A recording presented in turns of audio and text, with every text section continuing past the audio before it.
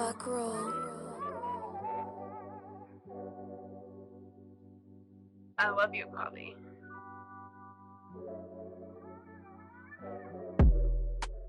Welcome to the 757 Renaissance Fan Podcast. On this episode, we chop it up with Shaena Sampson Wiggins. Shaena is a licensed clinical social worker, an author, and a toddler mom. We talk about staying in your lane, doing it for likes, church versus therapy, being married to the musician Aaron Wiggins, and therapists getting therapy. Let's have a conversation with Shaena Wiggins. Hello, ladies and gentlemen. We're back to you today with another episode. Today, I am here with Shaena Wiggins.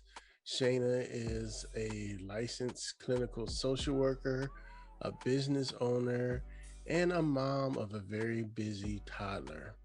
One of my favorite toddlers. How are you doing today? I'm well. How are you? I am awesome. So I spoke with you earlier, and I think that there's something on your mind that we need to talk about. I know earlier when I mentioned it, I said that my biggest concern for us, and not just us, but us as a generation, us as a group of people, is that we don't stay in our lane. And we are so busy and so focused on what everybody else is doing. And we're comparing ourselves to everybody else that it causes so much anxiety and it can cause depression symptoms. And we don't realize how sometimes if we would just focus on ourselves and stop looking at what everybody else is doing, because we don't know the trials and the struggles and everything else that they have been through to get to that point. And we also don't know what God's plan is for them, as well as if we're so focused on everybody else's lane, we're not focusing on what God has for us. So that is my thing. I am a proponent of staying in your lane and understanding and getting to the root of what your lane is. And for a lot of people, it's going to take a minute. It's going to take some time. For me in my business, my husband can tell you, I have been talking about going into business for myself for years. I have been to, I know you had Rhonda on the show. I've been to several of her entrepreneurship workshops. I have been to so many trainings about what to do. I have been in other people's lanes looking at them and saying, oh, I'm 34. I should be doing this. I'm not. But it wasn't my lane and it wasn't my time. And I think if we as a people stayed in our lane and did what we were supposed to do, and functioned in our gifts instead of trying to function in other people's gifts, we would live so much happier lives. Do you think the rise of social media has a hand to play in that? Of course. Of course. Social media is the biggest killer of joy and satisfaction of what we have and the killer of gratefulness, because we're so busy comparing ourselves to other people and what other people have and what other people are doing that we don't focus on what we have and what we're doing. And I mean, it sucks, but that is the world that we live in. And that's why I'm such a big proponent of therapy, not just because I'm a therapist, but sometimes we need somebody to have those conversations with, and for somebody to remind you, okay, well, what are you doing? What is going well in your life? What are you doing that is successful? And helping get to the root of maybe there's some trauma in our lives that we've experienced in childhood or even in adulthood that we are not processing or going through appropriately, that's hindering us from getting to where we want to be. So instead of us looking at everybody else and what they're doing, we should be focusing on what we need to get through in order to get to where we want to be. Because there may be something even greater than they have in store for us. But we too busy looking at other people that we can't even get what we got to get done. Exactly. Sometimes you got to do what you need to do for yourself and not for the likes. Right, right. So I know that we both attend the same church. Mm-hmm. And I know you are active in the church as much as Aaliyah lets you be. Right. What is your correlation with church and therapy? Because a lot of times, especially with our people, when I say our people, I mean Black people, they intertwine the two. Like I don't need therapy because I'm going to church, Mhm. or I'm going to church, and that's my therapy for this week. Right. Right. And only if it worked like that. And for some people, it may that their symptoms may not be severe. They may not have experienced any trauma or grief in their life that they need to process with anyone else. So for some people, if that's what works for you, then fine. My thing is that therapy and whatever your religious beliefs go hand in hand. Yes, I can sit and I can pray and I can talk to God and read His Word, um, but sometimes there's something extra that is needed. That conversation with someone might be needed. That talk therapy might be needed, where you actually just sit down and talk to someone about how you're feeling and you get feedback. Because a lot of the times, even though you can sit and talk to church members, church family, you can sit and talk to God. Um, Sometimes that feedback is needed, but also in therapy, you get interventions that you can utilize in real life. So if you're struggling with anxiety, a therapist will sit and help you identify what those triggers are that are triggering your anxiety. They'll help you understand where the anxiety is coming from. And they will give you appropriate strategies and techniques to get through life so that your symptoms of whatever disorder you may be experiencing symptoms of don't impact you to the point where you are not able to function and live your best life. Um, and the other thing about it is that just like anything else, having a mental health disorder is just like having high blood pressure to me. And some people don't agree. But there are things that a doctor can treat you for. And yes, you can pray and ask God and, all of these things. But if you don't take the medication that the doctor prescribes, you may not get better. Right. And just like with therapy, if I, as your therapist, am talking to you and providing you with interventions to help you be successful and help you live your best life, and you don't want to listen or you don't want to participate in therapy at all, you may not get to that point because feedback is necessary. Interventions are necessary. Just like a doctor would give an intervention, it goes the same way with therapy. I'm going to be talking to a couple of therapists over these next couple of episodes. Mm-hmm. And with that said, I want to play devil's advocate. Mm-hmm. What would you say to the person that says, I don't need therapy because I'm not crazy? um, I think we need to get away from the word crazy because what is crazy? What does that mean? Um, and therapy is not for everybody. I am, of course, a proponent of therapy. I want everybody to take advantage of therapy. But therapy for everybody may look different. For some people, going to a yoga and meditation session is therapy for them. So, whatever therapy looks like for you is what you may need to meet your needs and for you to be able to function. And I keep saying it, but live your best life because that's the whole goal. And that's my goal as a therapist is that I want you to live your best life in whatever capacity, in whatever way that looks for you, um, is what you should do. But I don't think you should knock it before you try it, if that makes sense. Okay. Okay. So what about the person who says, I don't want to go to therapy because I don't want a stranger all up in my business?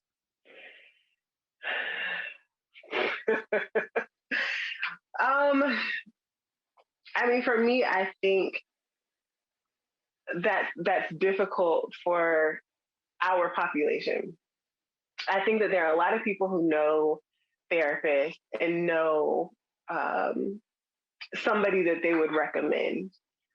So I have a lot of referrals from people that I know. Um, and majority of the time when you know somebody and well, they say, well, I know this person and they're really good and I feel like they could help you. You feel more connected with that person. And Mhm. the whole part in the beginning of therapy is building a rapport so that you don't feel like you're talking to a stranger.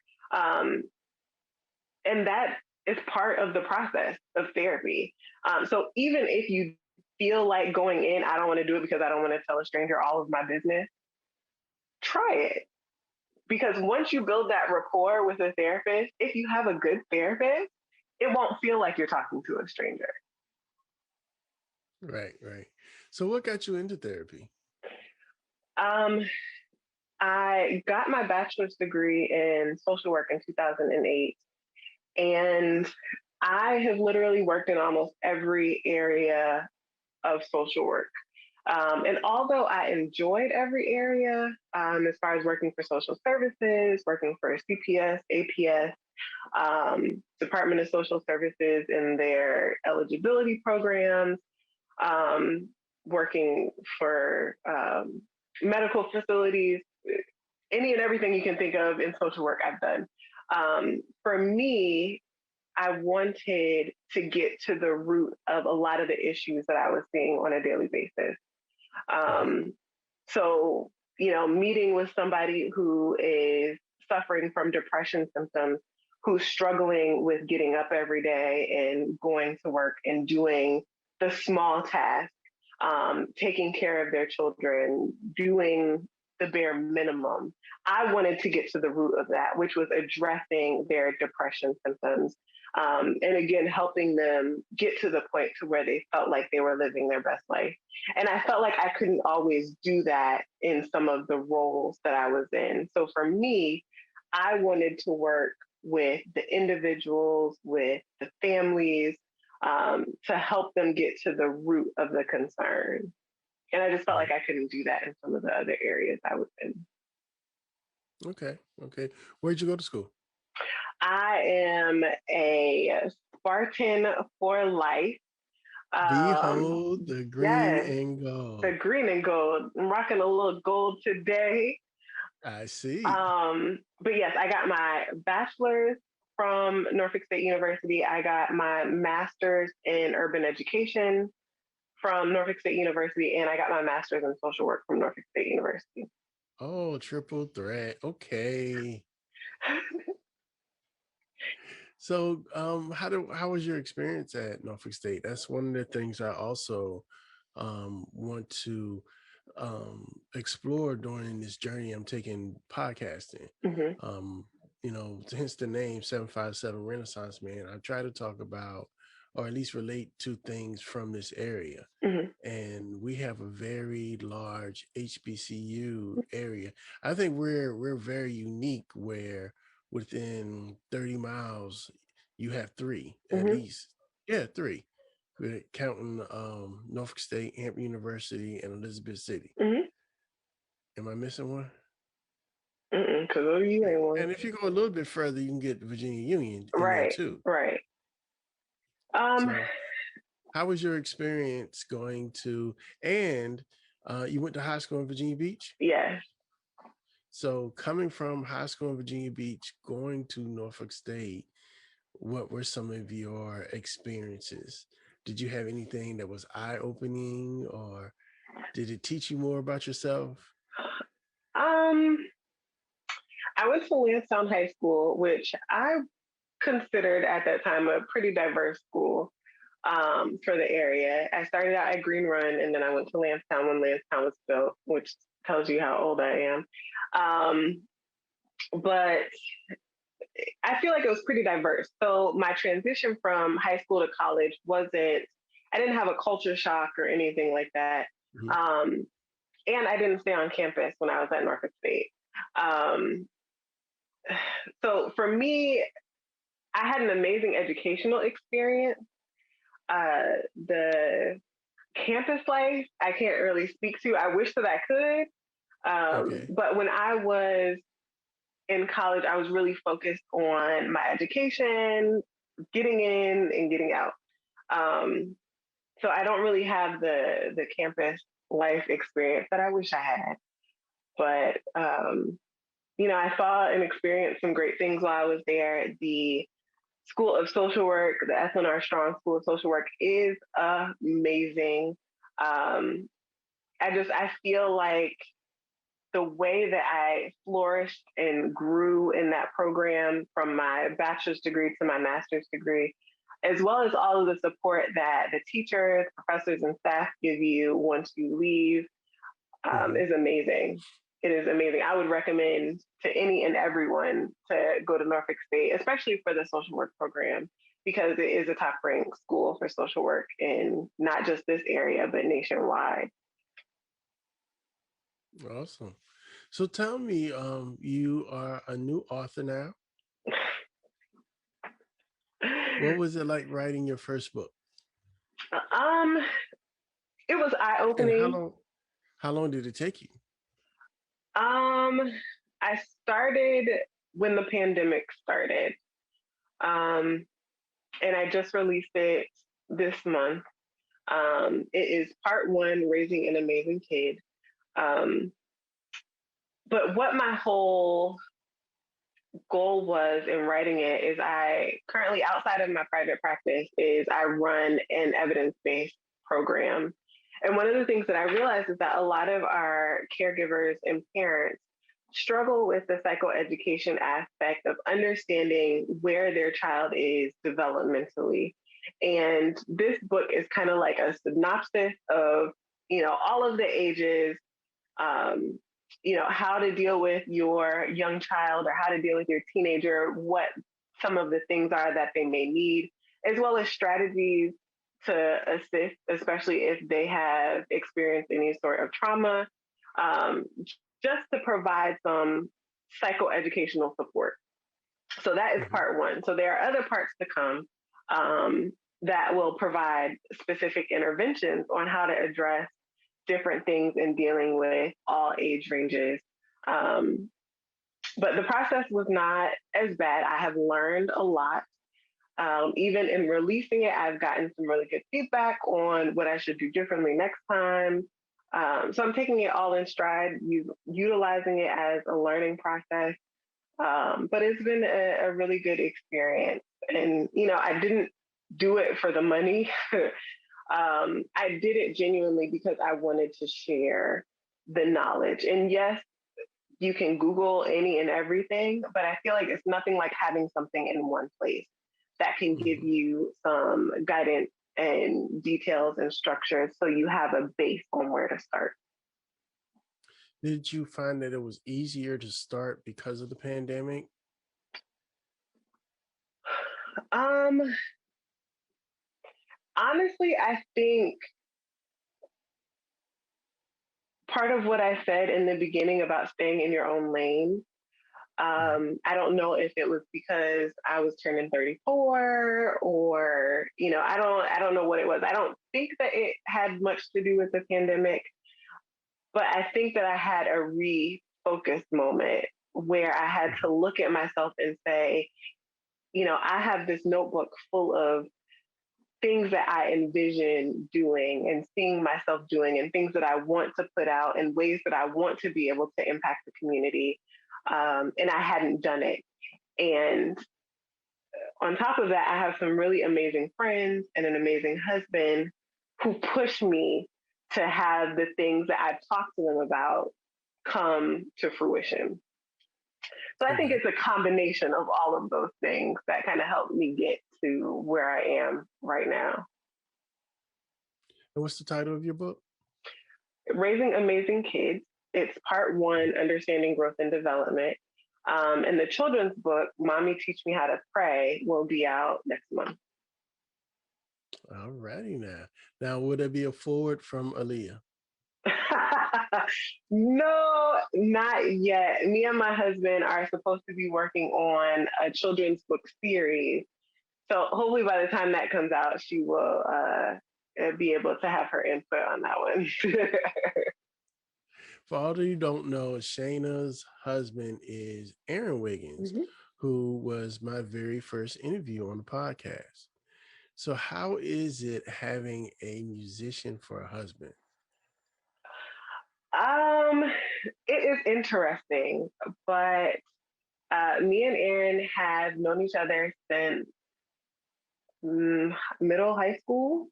We got married in our early 20s. So I knew what I was signing up for. Okay. I knew what I was getting when I married him. It is not always easy being married to a musician, especially because his heart is always in music, his heart in his head.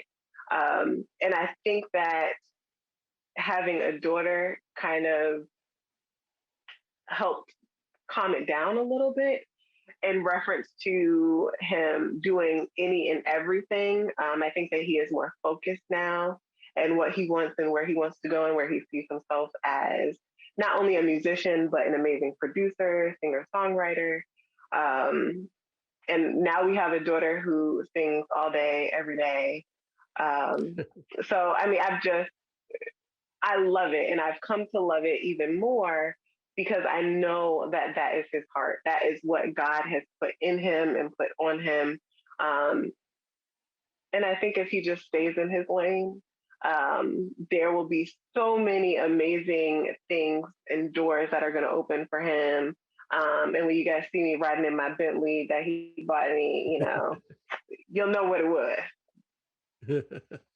So, how is it being a married therapist? Do you have to separate being the wife from the therapist from time to time? Or does being a therapist help with your relationship? I think a little bit of both. I think it helps and it hinders. Um, nobody wants to be psychoanalyzed 24 hours, 7 days a week. Um, and not that I do that, but sometimes it's a part of the life that I live. I think that it helps me be a better mother.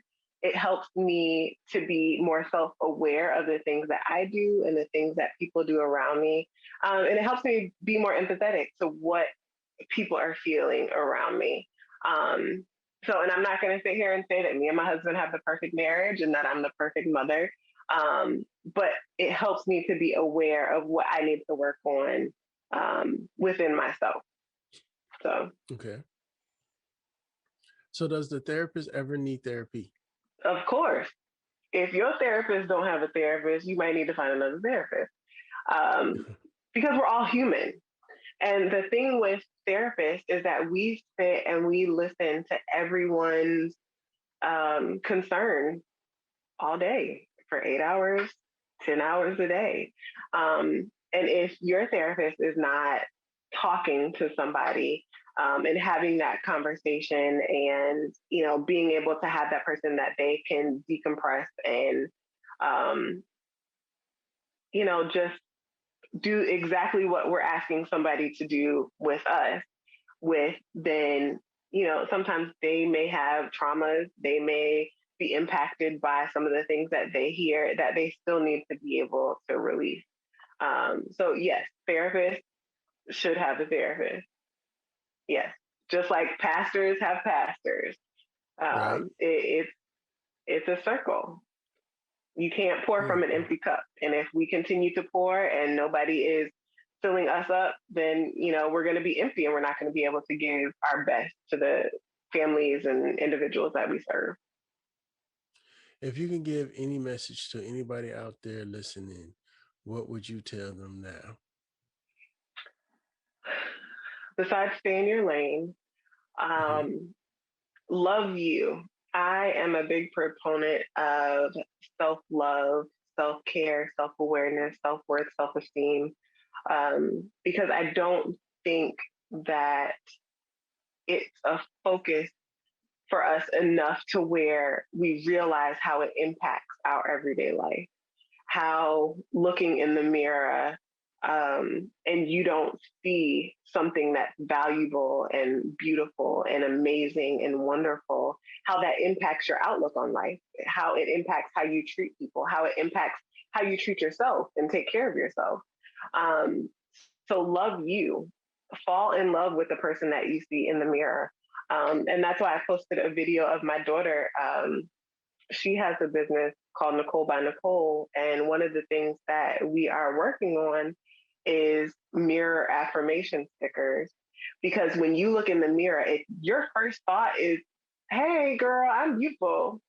I want you to have something somewhere on your mirror to reinforce that you're beautiful, to reinforce how you feel about yourself. Because, like I said, it impacts us on a daily basis. If we're not looking in the mirror and saying, "Ooh, I look good," I'm beautiful, I'm smart, I'm kind, I'm amazing. If you're not reinforcing those things into yourself, a lot of the times it's the negative thoughts that we're reinforcing oh, I need to lose weight. Oh, I need to go get my eyebrows done. Oh, my hair looks a mess. Oh, whatever those things are that are being reinforced, if it's not positive, in some way or another, it can have a negative impact on your life, on your day, on your relationships with other people. So it's important. I try to share that with my daughter, but right now she's 13, Mm-hmm. and that her self-image changes minute by minute. Mm-hmm. Like some minutes, oh yes, I'm the greatest. Then the next minute, then that pimple pops up, and then oh my God, Daddy, I can't go outside. People gonna see me. Mm-hmm. What advice do you have for me as a father with a 13-year-old daughter that is full of emotions? Mm-hmm. Continue to reinforce your positivity, continue to reinforce your love for her, and continue to have her reinforce that in herself. Because I think the biggest thing is that even though teenagers are teenagers, you continuing to say that will stick. So for Mhm. me, having the conversations with my dad when I was younger, for him to say, I love you, for him to say, oh, you're beautiful, those are the things that I remember. So even though it was long ago, even though it may have been in passing, you know, my love for myself was reinforced because of the love that I received from the people around me, the continuation of them saying and affirming in me that I was smart, that I was beautiful. I mean, I could have been dumb as dumb could be. I could have said something real off the wall, and my dad would laugh and be like, okay, you're smart, you're beautiful, I got you. And those are the type of things that we need because a lot of times we don't get that reinforcement in the community. Kids joke around and be like, oh, you dumb, you stupid, oh, she got a pimple, oh, this, oh, that.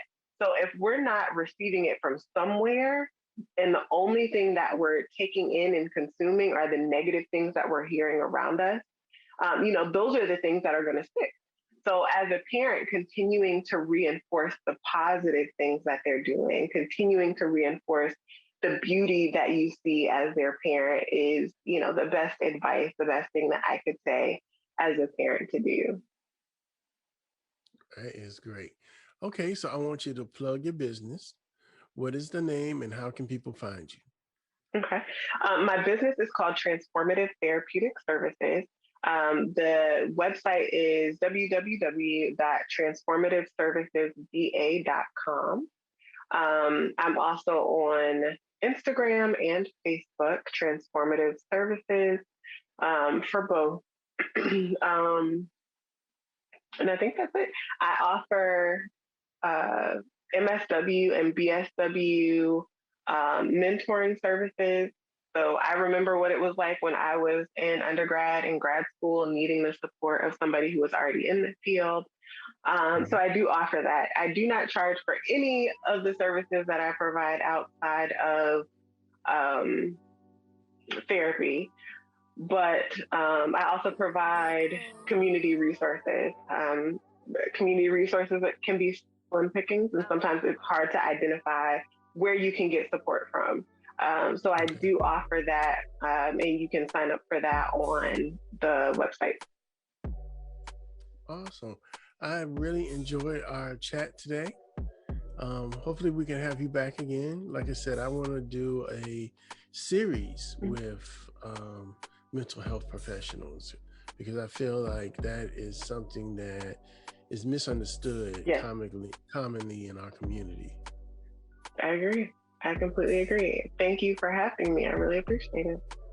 No problem. Everybody, this is Shaena Wiggins, and we are out.